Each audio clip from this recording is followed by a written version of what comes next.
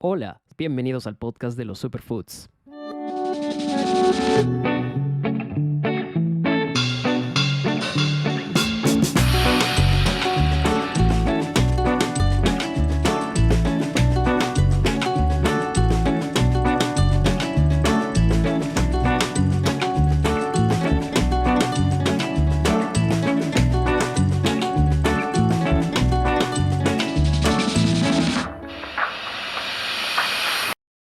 Hola a todos, sean bienvenidos al episodio 40 de este podcast, 40 y último episodio del podcast en este año. Ante nada, muy agradecido con todos los Superfood Lovers que nos escuchan y que nos mandan siempre sus muestras de cariño y de aliento. El día de hoy trataremos un tema que realmente me genera una inmensa curiosidad desde que sigo la importancia de las bacterias y de los organismos vivos en nuestro cuerpo. Este es un tema que siempre me ha apasionado. Entonces, el día de hoy vamos a hablar de alimentos fermentados, como por ejemplo lo son la kombucha, también el kefir, y por ahí otros más, de la mano de nuestro invitado, el gran Readers Rossini. Y para comentarles un poco de Readers, él es un profesional con 17 años de experiencia en el rubro de restaurantes y hotelería. Tuvo la oportunidad de pasar por los mejores restaurantes del mundo y actualmente se desempeña como docente en uno de los mejores institutos de cocina de nuestro país, como lo son Le Cordon Bleu, de Galia. En el 2018 funda Taita Kombucha, con la idea de vender una bebida más saludable y probiótica, y hoy se llama pues Taita Fermentos porque ha abarcado más que solo la kombucha. Y con la pandemia, Taita Fermentos ha crecido casi el triple y ha multiplicado, ¿no?, sus opciones, sus oportunidades de llegar a más personas. Entonces yo me siento muy honrado de tenerte, Readers, porque creo que eres la persona idónea para poder hablar de estos temas. Gracias por formar parte desde ya de la familia Superfoods Made in Perú y bueno, pues nada, contentísimo de escucharte. Bienvenido. No, graças, Ivo. Honrado me sinto hoje a ser parte do último programa do ano e com essa mensagem que vamos tratar de oferecer hoje, que é a alimentação consciente, o consumo da alimentação fermentada e de que se trata isso, não? De que se trata essa alimentação probiótica que tanto se vino falando na pandemia. E essa iniciativa tua de tu podcast me parece fantástica porque isso é o que falta aqui em el Perú, em todo o mundo, pero hablo del Perú onde vivimos, que nos falta esse impulso sobre esse tipo de conversação, não? Faltam mais espaços para poder falar desses temas, de que é saudável, que não. Pero mi approach vai ser sempre sem essa sem pedância, algo mais ligeiro, mais fluido, mais leve, para hacer com que a gente se enamore del tema e não sienta medo. Exactamente. Y eso es un poco lo que buscamos en este podcast. Muchas veces tenemos el conocimiento, pero un conocimiento muy difícil de procesar, de digerir, que muchas veces no llega también. No llega a generar una conciencia ni una reflexión. Entonces, creo yo que parte también de la misión de este podcast es traer conocimiento ligero, procesable, ¿no?, para que muchos se enganchen y de hecho puedan tomar más reflexión, más parte, ¿no?, de este cambio. No solo queremos que la gente aprecie la diversidad, la biodiversidad, sino también aprecie, ¿no?, la vida, la salud, y entienda y comprenda que alimentarse mejor, consumir alimentos y bebidas más saludables es parte también del cambio, ¿no? Es parte del cambio general en el mundo, ¿no? Entonces yo quiero empezar esta conversación por la pregunta más general, pero tal vez la más importante, ¿no? Que es, ¿qué significa una bebida, un alimento que es rico en probióticos, ¿no? Porque se habla mucho de esto, lo escuchamos a veces en algunos productos incluso que están en el mercado, pero no le tomamos tanta relevancia, ¿no?, a este término. Entonces, ¿qué características debe cumplir este alimento, bebida, o bueno, digerible, ¿no?, que sea probiótico? Muy bien, esa es la pregunta del millón.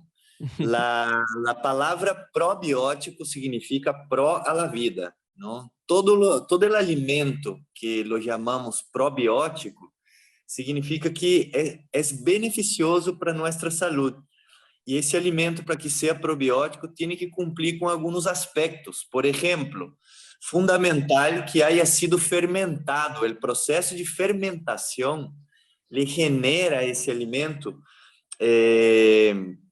um câmbio em sua estrutura, tanto um câmbio enzimático como um câmbio nutricional também, não? A fermentação faz com que cresçam bactérias que são probióticas, que são pró à vida, e essas bactérias vão encargar de fazer com que esse alimento, primeiro, seja mais fácil de digerir para nosso corpo. Por exemplo, quando falamos de um pão de massa madre, o pão de massa madre passa por um processo largo de fermentação. Essa fermentação, ou digamos, essas bactérias desse pão, fazem com que o glúten se predigiera antes de chegar à nossa boca. Não? Ou quando hablamos del yogur, que estou falando dos fermentos mais conhecidos agora, não? O yogur também, há muitas pessoas que têm essa alergia, essa debilidade ao consumir a lactosa. E quando fermentamos a leite, é decir, quando agregamos as bactérias probióticas a essa leite e induzimos a la fermentação, essa leite, as bactérias o que fazem é consumir a lactosa e fazer com que esse produto, ao final, seja mais fácil de digerir para nosso organismo. Não, a lactosa se volve simples de digerir. E hablamos do tema de alimentação probiótica, é um universo paralelo. Em nossa vida, há um montão de produtos que são fermentados e que, às vezes, não temos na consciência. Por exemplo, o vinagre, que todo mundo tem um vinagre à la cena, passa por um processo de fermentação. O sillao, que todo mundo acá, todos os peruanos têm à la cena também, passa por um largo processo de fermentação. Pero ojo, hablando de alimentos probióticos ou alimentos fermentados, também no mercado há muitos alimentos que são estafas, não? Por exemplo, o sillao que compramos trivial de 3 soles na botella, isso não é um fermento. Sí, me has hecho acordar a un episodio que tuvimos no hace mucho,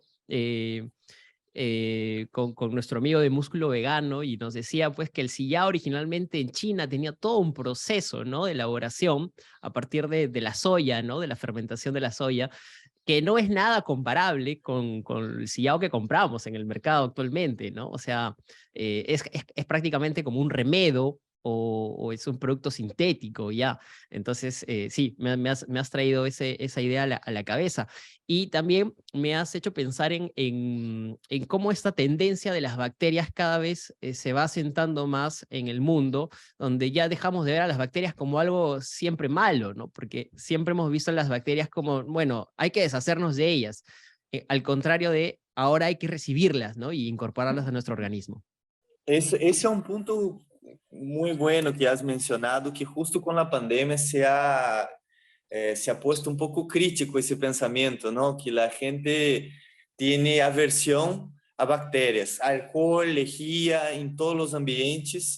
E claro, há que entender algo que é fundamental. Existem bactérias patógenas e bactérias probióticas. As patógenas são as bactérias que produzem enfermidades e as probióticas são as bactérias que são pró à vida. Nosso organismo, Ivo, está composto por mais de 80% a 90% de bactérias. Se não são as bactérias em nosso organismo, não existe digestão, não existe desintoxicação, não existe funcionamento do organismo. Então, há que entender isso. Temos bactérias em todas as partes do nosso corpo, em la boca, em la oreja, em la nariz, em las genitales, em toda a pele, em nossa flora intestinal, que é onde realmente elas têm um papel muito importante, que é onde nos apoiam. A digestão está hecha por bactérias, não? Se não foram as bactérias, nosso organismo, nosso estômago, necessitaria produzir uma quantidade exorbitante de ácidos para poder descomponer a comida, e isso resultaria em uma gastrite, uma úlcera. Então, gran parte do trabalho digestivo hacen las bactérias em la decomposição de los alimentos, também en esa separación de nutrientes. Justo ahí quiero ir, ¿no? Quiero preguntarte otro tema que obviamente tiene mucha relación con esto y que lo acabas de comentar, que es la fermentación, ¿no? ¿Qué sucede en este proceso? ¿Qué pasa con los alimentos cuando se fermentan? Creo que la mayoría de los que estamos de alguna forma relacionados o nos hemos relacionado alguna vez con este término, pensamos en la fermentación como un proceso inevitable para producir alcohol, pero creo que no siempre lleva o conduce a la elaboración de alcohol, ¿no? Entonces quizás nos puedas ilustrar un poco mejor. Claro, en ese aspecto ya directamente la fermentação, que sucede em la fermentação, primeiro ponto é entender que há vários tipos de fermentação.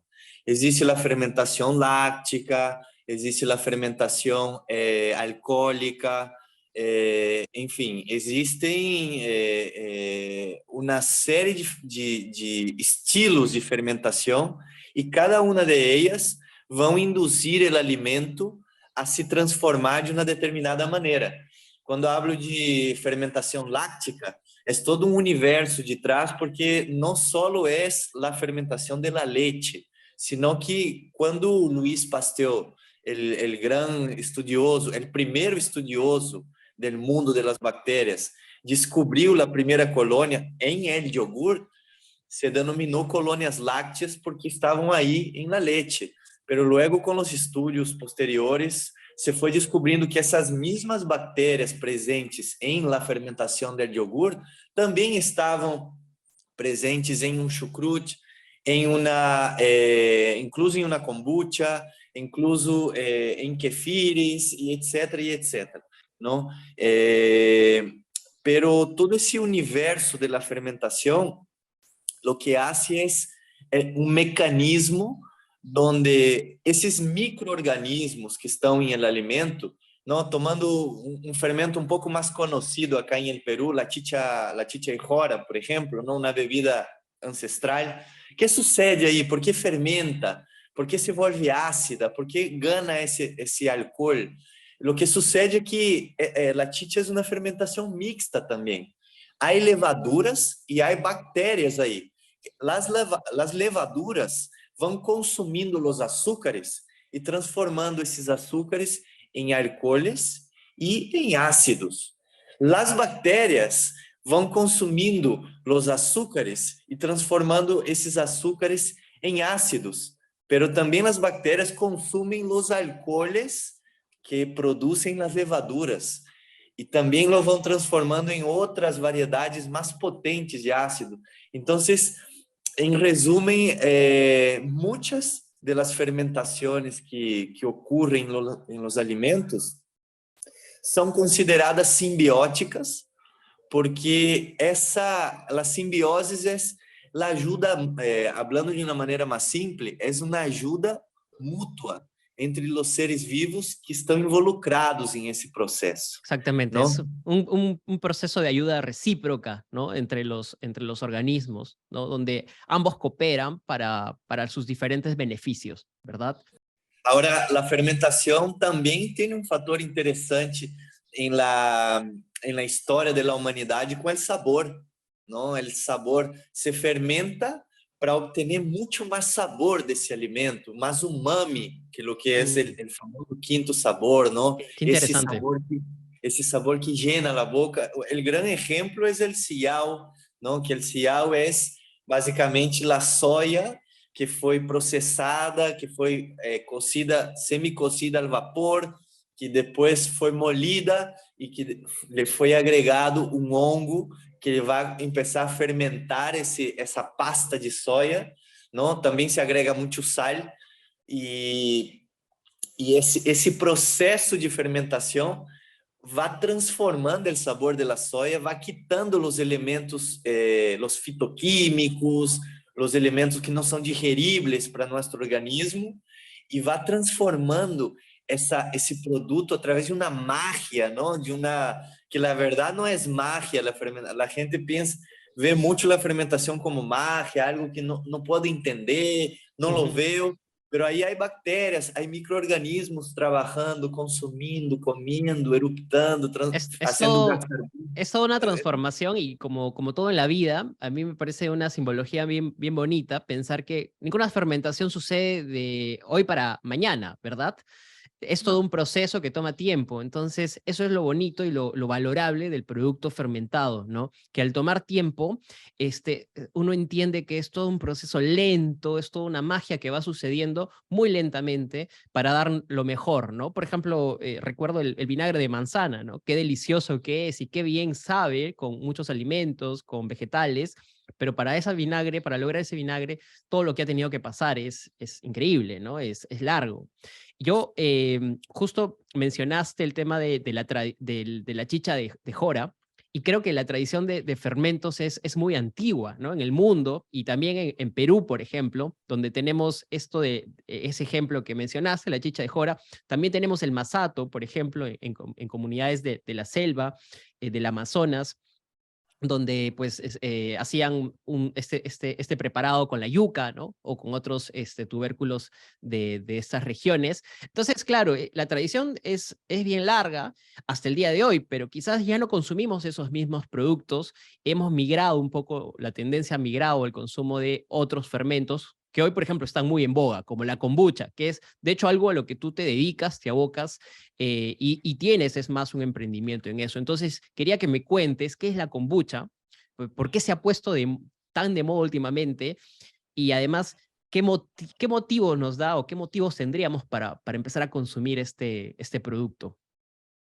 Muy bien, muy bien. Un punto solo, antes de entrar en el asunto de la kombucha, Ivo, me gustaría dejarlo en claro a todos los oyentes que hay que entender que todos estos últimos años, ¿no? Después de la revolución industrial y con ese boom del capitalismo, la industria alimentaria viene inculcando en la sociedad esse consumo impulsivo de alimentos que são envasados, que são empaquetados, que cada vez mais esses alimentos têm menos nutriente, têm mais carboidrato, mais sódio, mais graça e causa mais compulsão. Então, estamos atentos a essa influência que nos causa a indústria, que são as galletas, os chicitos, as gaseosas, os embutidos. Há que estar muito atento, porque essa consciência que nos mete a indústria nos está alejando do mundo natural, nos está alejando do mundo fermentado, do mundo ancestral, como bem dizes tu, em el planeta. Há um investigador em el mundo que se chama Sandor Katz, ele tem vários livros, ele viaja várias partes do mundo, descobrindo os fermentos, descobrindo a forma de viver das pessoas através de las fermentações, e queda muito claro que em el planeta todas as culturas ancestrales fermentavam para seu benefício, tanto para melhorar a qualidade alimentária ou para pré-digerir algum alimento que não era fácil de digerir, ou para aumentar o tempo de vida de un alimento, porque eso es importante. Ese tema es muy importante, el que mencionas, ¿no? Porque también creo que una de las razones de peso es incrementar, ¿no? El tiempo de vida de un producto, ya que antes no habían las formas de conservación de los alimentos que hoy día tenemos, ¿no? No había la refrigeradora, o no existían digamos, la conservación helada, ¿no? Si no era con sal, ¿no? Por ejemplo, la otra opción era la fermentación. Exatamente. Então, que quede claro isso, que o homem evolucionou graças à fermentação, não? Então, isso é algo que há que tomá-lo em conta e dar-lhe a importância que se merece a um alimento probiótico, regressando à primeira pergunta tua, que é esses alimentos tão beneficiosos. Agora, muito bem, que é a kombucha? ¿No? Me encanta hablar de ese tema, me apasiona y cada vez más yo estoy así enamorado de la kombucha, no solo por mí propio, pero nosotros tenemos una empresa que es Taita Fermentos, ya nos dedicamos a 4 años a la fabricación de fermentos E nesses 4 anos, o feedback de nossos clientes é muito positivo. Mulheres embarazadas, pacientes oncológicos, pessoas que padecem de diabetes, enfim, há montão de coisas aí nesses 4 anos que nos ha sucedido e que me ha dado energia ahorita a passar uma fábrica grande, real, com máquinas, porque estamos apostando por um Peru que já toma kombucha, não? A kombucha é uma prima hermana de la chicha y jora. O processo de fermentação da kombucha é bastante parecido à la chicha y jora, em sentido que primeiro genera ácidos e também genera alcooles, e esses alcooles também se transformam em ácidos. É decir, é uma fermentação mixta também, que produz ácidos e produz alcooles, mas em el caso da kombucha, esses alcooles se transformam em sua totalidade em mais ácidos, por isso resulta uma bebida um pouco acidita, não? Muita gente toma a kombucha e como que todavía não está acostumbrado com esse sabor. Claro, no hay un paladar acostumbrado, ¿verdad? Que creo que es uno de los mayores retos, ¿no? De la kombucha, probablemente ya lo hablaremos más adelante, pero a mí particularmente me costó mucho acostumbrarme hasta que luego ya cogí viada y me gustó muchísimo, pero creo que es un proceso que es todavía un poco complicado, ¿no? Sim, sim, sim. Pouco a pouco você vai sendo conhecido como todo em esta vida, não? Nós temos exemplos de países como Estados Unidos ou Brasil que já estão nesse rubro da kombucha e estão despontando em Brasil está há 10 anos, em Estados Unidos já são quase 20 anos do produto. Wow.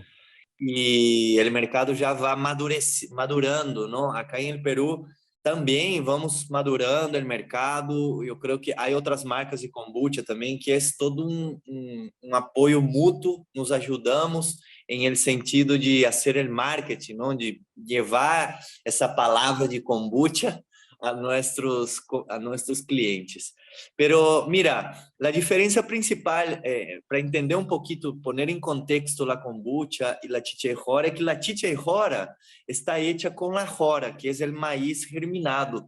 A kombucha está hecha com té de la planta Camellia sinensis. Esse té passa por um processo de infusão, onde se le endulça, então resulta uma infusão de té endulçado, e essa infusão de té endulçado é que se lhe agrega a madre fermentadora, que la chamamos carinhosamente como SCOBY. SCOBY é um acrônimo em inglês que significa, em espanhol, colônias simbióticas de bactérias e levaduras, não? Denominada SCOBY.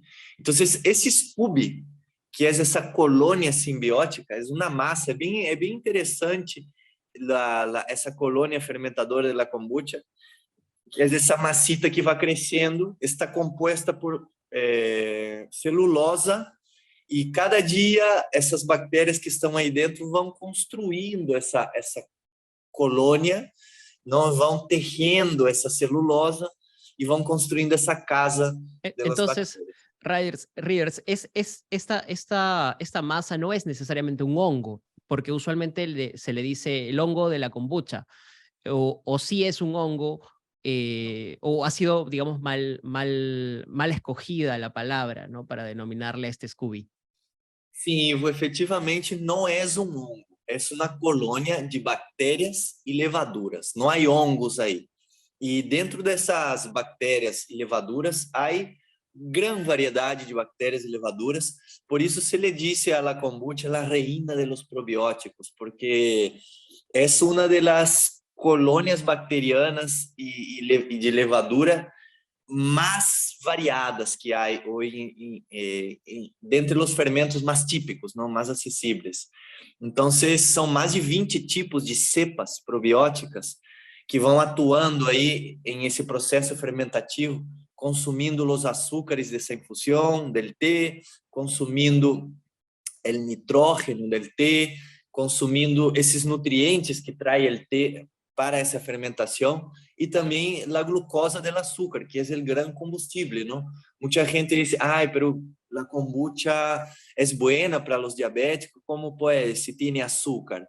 Lo que sucede é que as bactérias e levaduras involucradas em esse processo de fermentação da kombucha vão consumindo os açúcares, que é seu alimento principal, e Claro. lo vão transformando em gás, em ácidos, em outros benefícios, não? A kombucha tem muita vitamina C, tem também vitamina B12, que é aí para os veganos.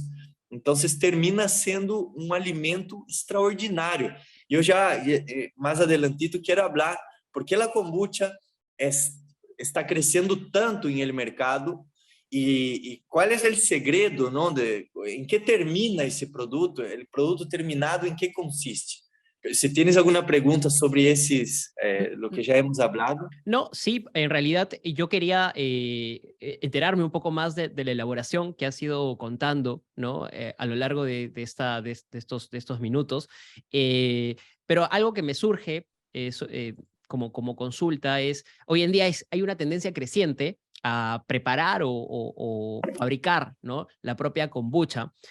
Claro que imagino que es un conocimiento que no llega a todo el mundo, entonces quería preguntarte si es posible que uno pueda fabricar su propia kombucha también, ¿no? Evidentemente hay kombucha en el mercado, probablemente no todo el mundo confíe, ¿no? En lo que hay hacia afuera, entonces quieren hacer algo más artesanal, porque también es parte del ritual, de la experiencia, ¿no? De fabricar uno sus propias cosas. Es una tendencia que está creciendo en el mundo, ¿no? Que es poder hacer lo suyo propio, así como uno en la pandemia hizo su pan y hoy quieren hacer sus fermentos, ¿no? Y mañana tal vez las personas empiecen a hacer sus cervezas, que también ya es algo que está pasando. Entonces, quería preguntarte por eso, ¿no? Para que nos cuentes un poco. Entiendo que se infusiona el té, se le agrega azúcar, no vas aquí a lograr de repente enseñarnos cómo se hace una kombucha, pero nos dirás si esto es factible, porque creo que lo más complicado es conseguir el hongo, ¿no? Perdón, la bacteria, ¿no?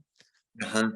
Mira, lo que primeiro, Ivo, eu invito a todos a desbloquear um pouco o pensamento e entender que realmente fermentar em casa é muito mais fácil do que suena. É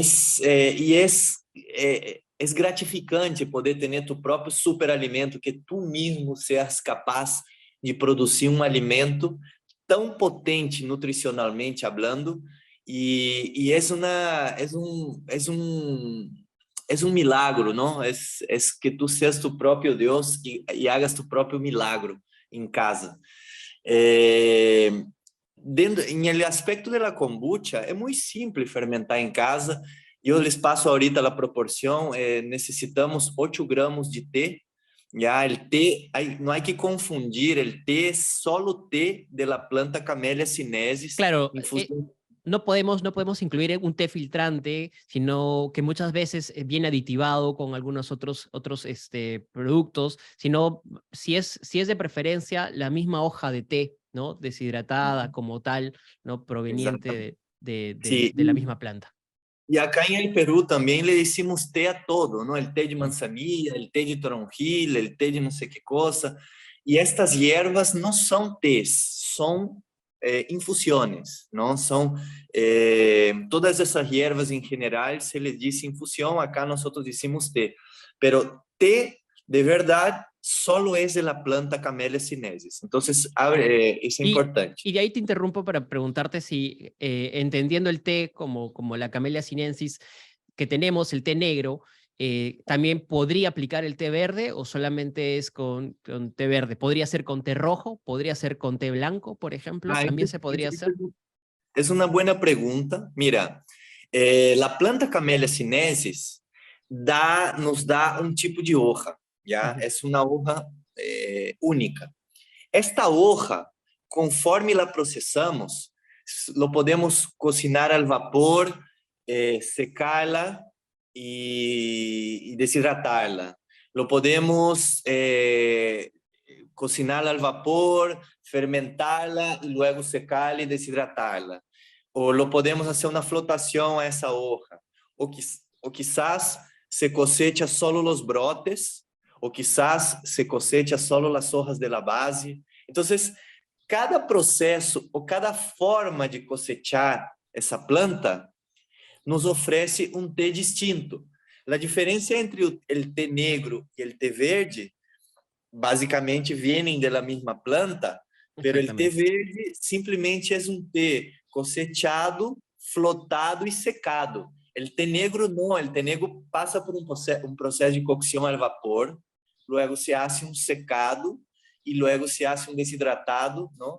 E aí esse processo resulta el té negro, que é um té com mais sabor, com mais personalidade. El té negro é mais suave, mais sutil. El té rojo também é um processo que passa por casi se le dice técnicamente, um processo de oxidação e luego secado e desidratado. Então, qualquer tipo de té que seja proveniente da planta Camellia sinensis, té rojo, té branco, té negro, té amarillo, enfim, há muitas variedades de verdade. Incluso variedades se diferem também dependendo da região, não? Então, também há variedades assim. Ou de la hoja del brote, el té mais fino, el té mais caro que existe são os tés de los brotes, são a cosecha de los brotes, que são hechas a mano. Então, imagina, tem um montão de arbolitos e um agarrando a mano. Bueno, el té é fundamental para a kombucha, não há kombucha sem té. Luego, eu les dije que são 8 gramos, não? A receita é 8 gramos de té, é 1 litro de água e 50 gramos de açúcar. Hablando del açúcar, hay un montón de variedades, pero mira, yo recomiendo para la fermentación profesional, el azúcar siempre tiene que estar refinado. Traten de usar un azúcar orgánico, que es mejor. No podría ser panela, por ejemplo. Sí puede ser panela. Yo he hecho kombucha muchos años con panela, pero ¿qué sucede? Que la panela es un tipo de azúcar que tiene todavía mucha fibra. Y para las bacterias es trabajoso. Es muy difícil de digerir, claro. Exatamente. Entonces, ellas tienen dificultad en la digestión de la panela. Resulta una kombucha que demora más fermentar, com um color mais turbio, já? E incluso para a colônia, a panela não é beneficioso, porque esse processo de abrir as fibras e conseguir o alimento dificulta o processo de fermentação. Hoje por hoje, nossa marca, nós usamos um açúcar que é rubio e é 100% orgânico, com registro orgânico, é mais caro, pero aseguras que tu colônia vai consumir um açúcar de boa qualidade, sem químicos, não? Porque, claro, o processo de refinamento do açúcar, por lo general, se usa o sulfito, que é onde se refina, não? Então, em esse aspecto, chévere. Podem usar a panela em casa, não há nenhum problema, já? Pero a la larga, tu fermentação se vai volvendo cada vez mais lenta. E a água, que é fundamental também, não? A água, tratar que seja uma água mineral, uma água que não tenha cloro em excesso, que não tenha metais pesados. Trata de passar tua água por um processo de filtro. Enfim, esses são os 3 ingredientes básicos para preparar a kombucha. Aí tu mencionavas o tema de conseguir a madre, el Scooby. Hoje por hoje, Ivo, não é tão difícil conseguir a madre, porque há grupos em el Facebook, há amigos, há muito mais essa informação disponível de pessoas que le gusta regalar su Scooby, que le gusta hacer esse trueque em páginas de Facebook, não? Há um grupo em el Perú que se chama Fermentadores del Perú. Quem quer um Scooby de kombucha, Scooby de kefir, há de todo aí, a gente está disposta a hacer trueques de fermentos. Qué buen dato, Rivers, porque ese dato lo van a apreciar muchísimo aquellos que van a querer hacer su kombucha o cualquier otro fermento, dado que es, creo, uno de las resistencias más fuertes que he encontrado, ¿no? Cuando he querido hacer un propio fermento, me he encontrado con la dificultad de conseguir el insumo base, ¿no? Que es el insumo madre. Pero bueno, está genial. Mira, cada vez que hacemos la fermentación de la kombucha, essa madre chiquitita que tu vas encontrar, que te vão regalar esse pedacito de madre, essa madre se vai recomponendo, vai crescendo, vai ganhando força, vai ganhando estrutura, vai ganhando esse tecido de celulose que se vai formando, vai aumentando. Então, ao passo de 2, 3 fermentações, já vas a ter um Scooby grande, não? Uma madre grande, onde tu vas a poder compartilhar com outra pessoa, assim como compartilharam contigo. Então, é interessante como esse mundo da fermentação fomenta a simbiose entre nós Claro, mesmos, seres humanos, la não? colaboración, exacto. A colaboração, exatamente. E é isso, não? A kombucha tem, para ir cerrando o ciclo de fermentação, uma vez que tu haces tu infusão com 1 litro de água, 8 gramas de té, lo enfriamos, lo colamos, agregamos o açúcar, luego viene el Scooby, e esse processo de fermentação com o Scooby já em la infusão suele demorar entre 8 a 12 dias, não? Vai variar por el clima, se está frio demora mais, se está calor demora menos. Luego que isso já está fermentado, retiramos esse líquido fermentado e a esse líquido viene a fermentação, o segundo passo de fermentação, que é onde le ponemos o sabor, não? Então, há uma alquimia aí, podemos poner miles de formas de sabor, podemos usar frutas frescas, frutas secas, podemos usar hierbas, tanto frescas como secas, podemos utilizar todas as especiarias que temos, pimentas, clavo, canela, anís, enfim, lo que te cardamomo, lo que te dé la gana, lo que tu creatividad pueda lograr. Entonces, y lo que tengas a la mano también. Y yo quería consultarte en este proceso, ¿en qué momento es que se genera esta suerte de gas, ¿no? Bueno, yo lo he visto en los productos industriales de kombucha, ¿no? La kombucha que se vende en los supermercados, ¿no? Se genera como un pequeño gas. ¿Esto es algo que se suele colocar normalmente en los productos para su conservación o originalmente cuando uno hace en casa ya se forma esa suerte de gas, de burbujas, ¿no? Que tiene?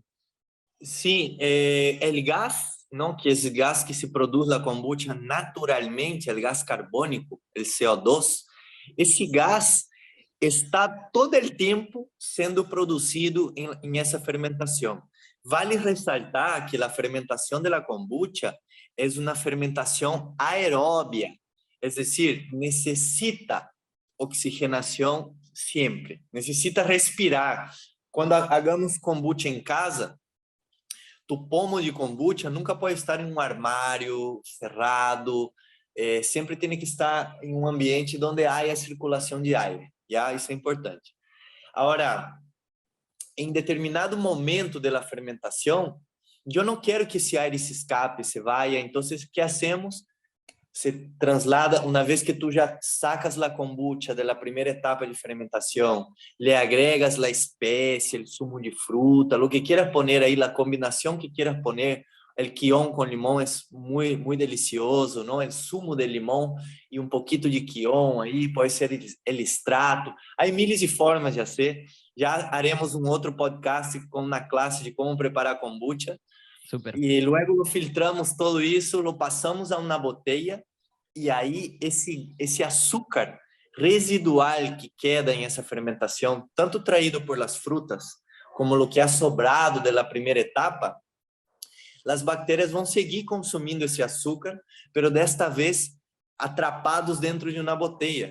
E esse gás carbônico que vai ser produzido, residual desse açúcar, se vai quedar atrapado em líquido porque em la botella está enchapado, está cerrado, não? Está hermeticamente cerrado. Então, esse gás, quando é produzido, vai para sair, encontra uma chapa e regressa e se queda comprime, retenido. claro, se queda retenido. Se va quedando retenido en ese líquido. Y ahí donde mágicamente conseguimos producir nuestra propia gaseosa saludable en casa, ¿no? Y es por eso la kombucha ha crecido gigantescamente en todo el planeta, en todo el mundo, hoy los famosos toman kombucha, porque realmente es una bebida que combina algunos aspectos que a mí me parece la bebida de los dioses, porque primero, ya, esse ponto é importante, os grandes fatores que han hecho la kombucha crecer em todo o planeta. O primeiro é essa suerte de gaseosa saudável, porque é uma gaseosa que podemos preparar em casa com gás, e toda essa experiência empodera, não? Saber que tu puedes preparar tu própria gaseosa em casa. Segundo, é uma bebida proveniente del té. Como a ti que te gustan os alimentos saludáveis e todo esse tema, tu sabe que o té é um superfood de los antioxidantes, não? Por supuesto. É um dos alimentos que mais contêm antioxidantes. Que são os antioxidantes? São esses elementos que combatem os radicais livres em nosso organismo, eliminam as células muertas em nosso corpo e de alguma maneira nos ajuda a reciclar nosso corpo e rejuvenescer, não é certo? Então, tem grande quantidade de antioxidantes. O segundo ponto é a formação de ácidos essenciais, não? Esse processo de formação, a bactéria, a levadura que produz álcool e ácido, e a bactéria que come esse álcool e também produz ácido e também consome os açúcares que vão produzindo muitas variedades de ácidos, glucônico, acéptico,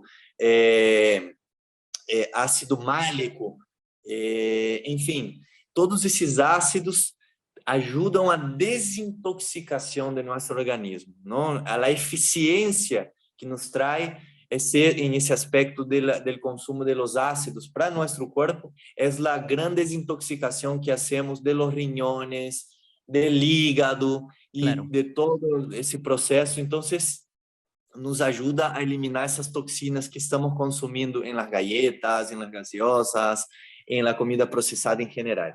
Já?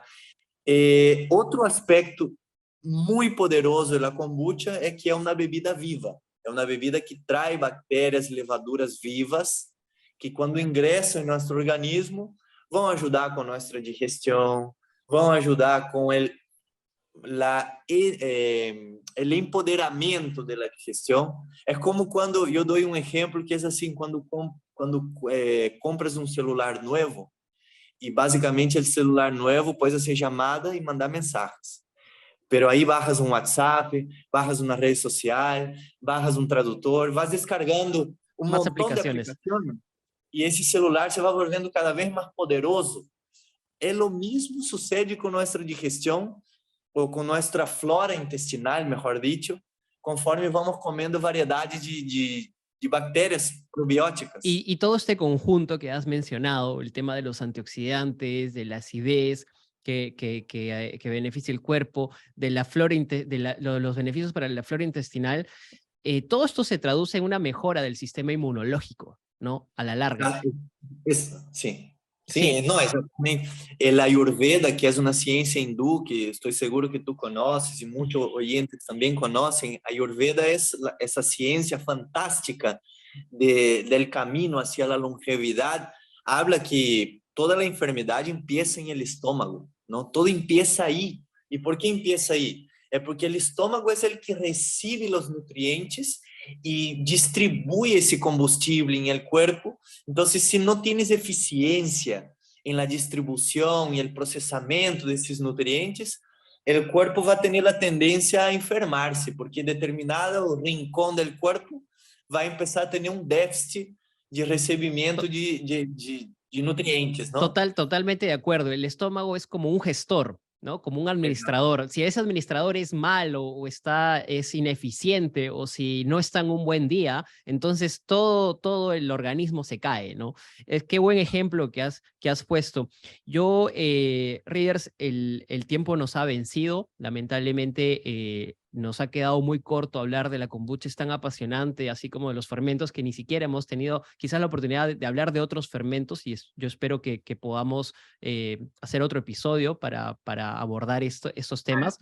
Pero sí me gustaría cerrar con una pregunta, que es, ¿Qué pasa en Perú? ¿Qué le falta al Perú para que el consumo de fermentos y el de la kombucha pueda crecer más? Tú que estás operando en este mercado con Taita Fermentos, que ya llevas años de experiencia, ¿qué le falta? ¿Qué debemos hacer? ¿Qué deben hacer las personas? ¿Es un tema de educación? ¿Es un tema de costumbre? ¿Qué hace falta para que podamos aprender o concientizarnos en la necesidad de consumir esto?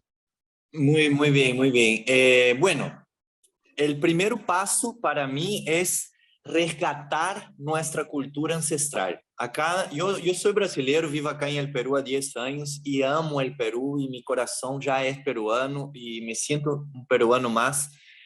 Y comparto y estoy en ese país, lo amo, lo quiero y quiero que esté mejor. Por eso realmente nuestra empresa tiene un propósito muy potente que es llevar salud a través de la comida. Ese es nuestro gran propósito en Taita.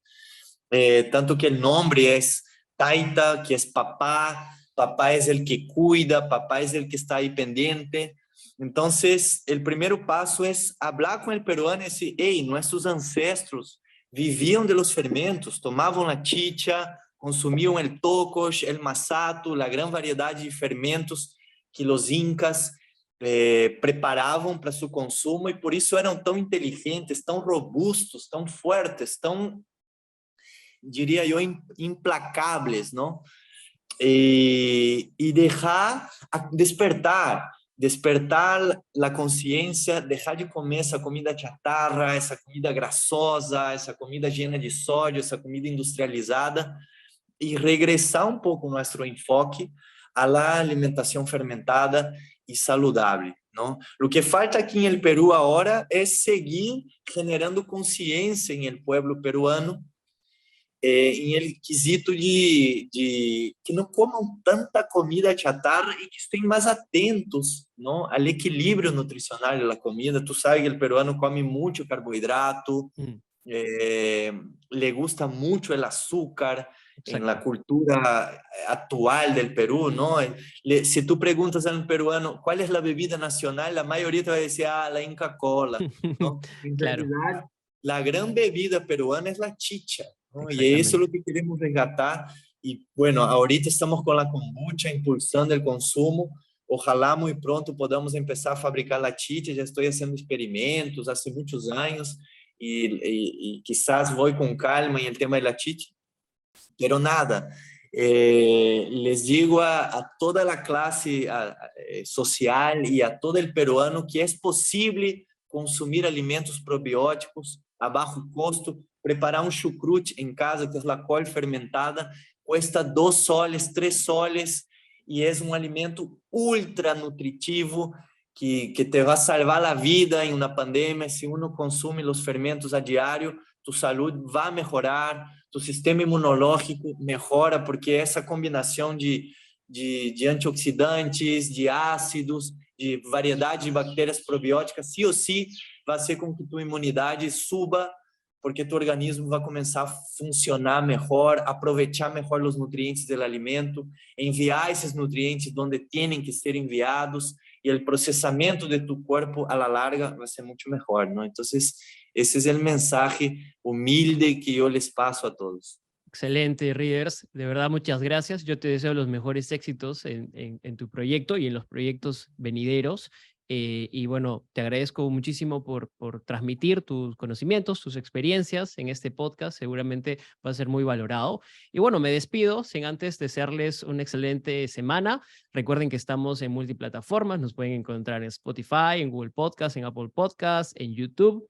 Y ahora si desean también ver los videos, los pueden hacer a través de Spotify. Y no se olviden de buscarnos en nuestras redes, en Instagram y en TikTok como Superfood Podcast. Pueden encontrar los clips, los episodios nuevos, semana tras semana. Invito a todos a que nos sigam a Taita Fermentos em Facebook, Instagram, que estén aí apoiando a la marca e que todos tenham uma feliz Navidad, um feliz Año Nuevo, felizes fiestas. E graças, Ivo, por el espaço. Un abrazo a todos. Muchas gracias. Gracias a ti.